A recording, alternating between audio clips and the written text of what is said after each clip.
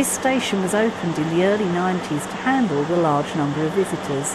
The main line continues further for backpacker and local trains. Well, the rain has stopped, but it's still quite cool.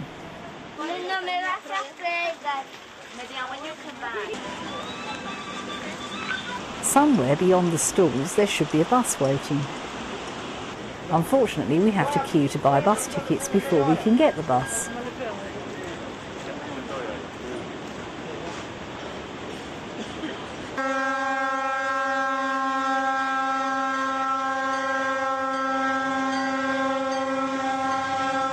That's our loco. It must be going to turn round down the line. After an extremely bumpy and twisty bus ride, we've ascended from the valley floor below. Just a small queue now to get in. Made it! Time to explore. Wow, what a rewarding sight, just a short walk from the entrance. This is the famous Machu Picchu, lost city of the Incas. As we climb higher, the views get even better. Behind are a series of Inca terraces up the hillside. That's possibly the Inca trail descending from higher up. Climbing at this altitude is never easy. That must be the brochure shot, the one every book uses. We're at Funeral Rock. Pictures just can't do justice to the views and the atmosphere of actually being here. Those are people on the top there.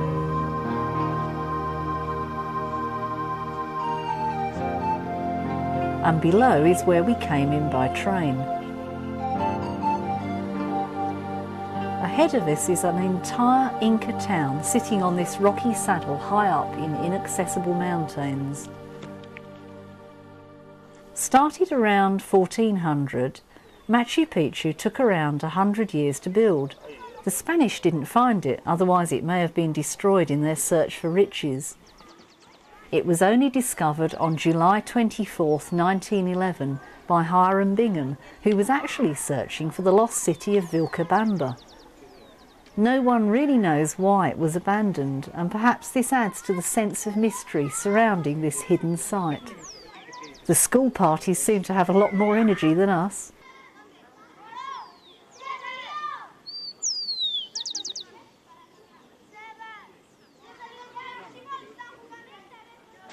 This is the main temple, and now we're in the Temple of the Three Windows. Trapezoid windows are so typical of Inca architecture. Despite the hundreds of people up here today, the site doesn't feel at all crowded. From the western side, the view below is to the same valley, with the river and railway far below. They have both gone right round this massive rock that supports Machu Picchu. Up here is the famous sundial, called the hitching post of the sun. The shadows cast by this simple structure were used by the Incas to calculate important dates like solstices and equinoxes, which were the basis of their calendar. These steps certainly give you some exercise.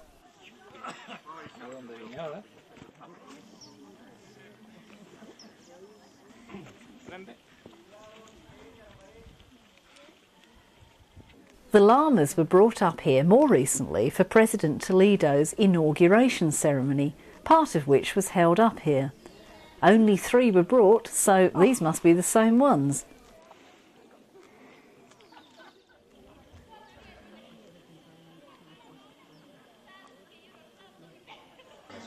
These Canadians are near the point where the climb to the peak of Huayna Picchu starts.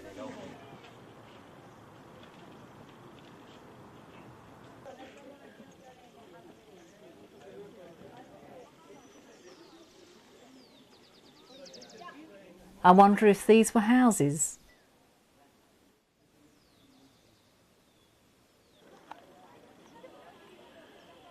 Ah, Nick has spotted me and has a long descent to catch up.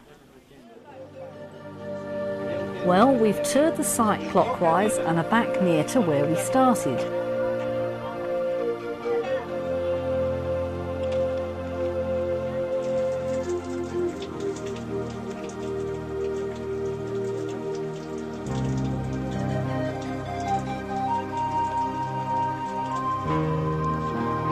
final view before we head for the gate. This has been a wonderful experience.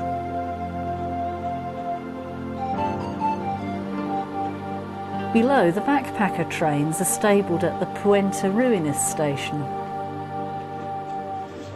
With no food inside the national park, the cafe is a welcome sight.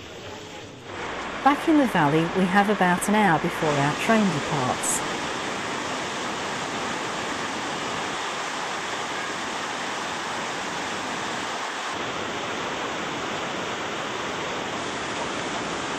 There are loads of stalls to look at, but how often do you get them with a railway line through the middle? This speeder is parked at the old Aquas station.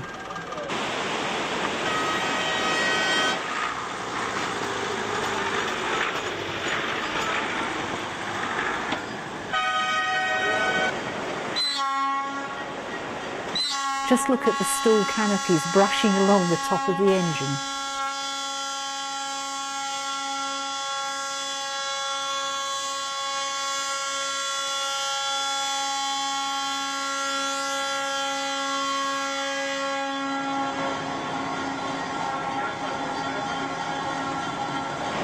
We catch up with number 356 again at the station on the front of our short train.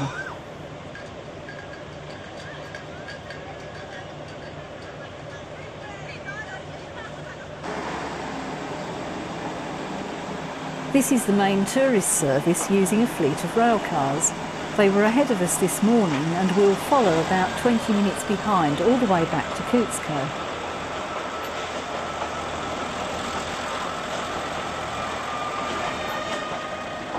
Next train tomorrow. Today has been an experience to remember.